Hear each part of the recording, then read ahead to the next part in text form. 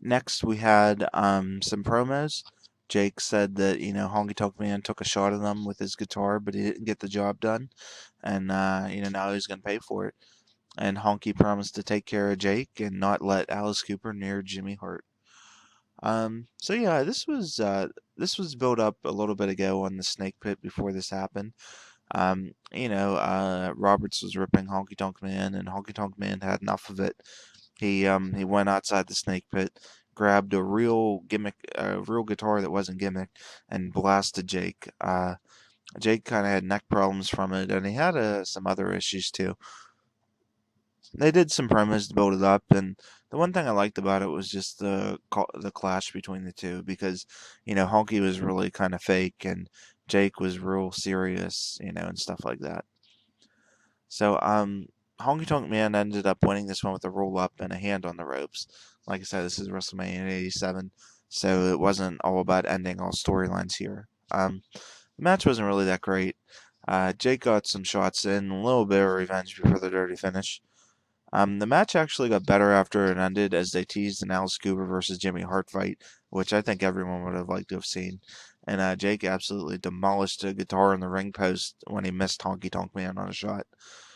We also got Hart getting to meet Damien up close. And, it was mostly all punches, especially punches outside the ring. We next had the Iron Sheik and Nikolai Volkov versus the Killer Bees. Once again, no real build to this one. I think Slick might have ripped the Bees once on an inset in a squash match, but that's about it. Slick came out with a ripped shirt here because he had it ripped earlier.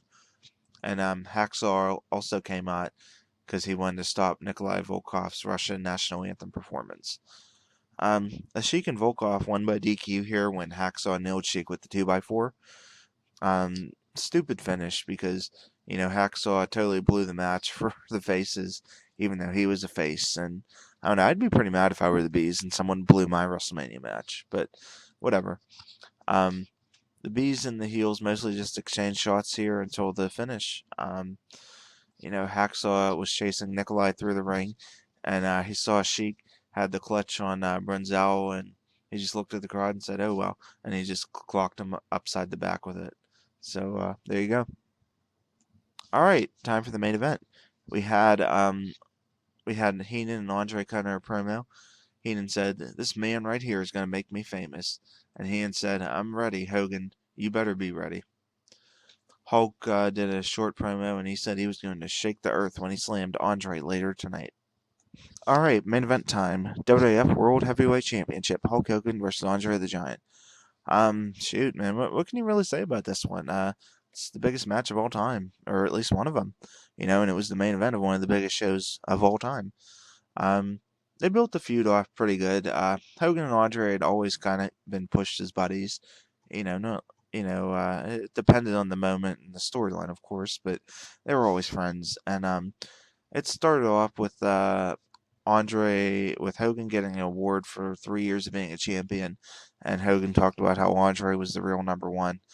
Andre walked out, and Jesse the next week came in the Piper's Pit and said like Andre had some stuff to say to Hogan. Maybe not the next week, but that's kind of how they showed it in the recap. Um, then Heenan got to Andre somehow, and Andre ripped Hogan's cross and ripped his shirt off and said he wanted a world title match. Hogan was kind of shocked and wouldn't agree to it, but eventually he said sure, and they did it. Um, like I said, they did a really good job with this one. A lot of it was due to Heenan being one of the hosts on Primetime Wrestling because he could talk about it all the time and he could constantly build the match. And it was a really big topic on all the shows. And for it really should have been. So yeah, Euchre did the announcing, and Mary Hart did she rung the bell. Hogan won this one with a slam and a leg drop. I really like this match. Early on, Hogan went for the slam and he couldn't do it, and Andre fell right on him. And there was a spot where basically Andre looked like he got a 3 count, and they weren't sure, and they played it as Hogan getting his arm lifted up in time, but it would they would end up changing storylines as you'll see in the future because they ended up having to rematch and all kinds of stuff. But yeah, Hogan missed the slam, and so his back was hurting, and Andre pretty much took control. He worked the back with some bear hugs and other stuff, and I really liked that part. Eventually Hogan got his comeback because Andre went for the headbutt, and he missed and hit the post. And Hogan took it from there. He got the big slam, which everyone popped huge for, and he hit the big leg. He posed for the crowd, and it was pretty good.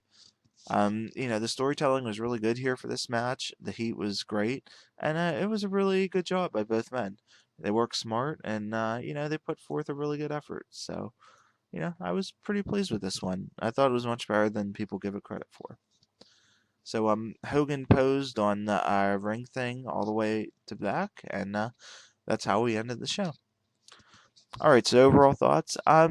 We had a few really good matches, which definitely helped the show a lot, and definitely saved it. The main was good. Savage Steamboat was definitely good. Piper Adonis was good, and Hercules versus Billy Jack was pretty good too.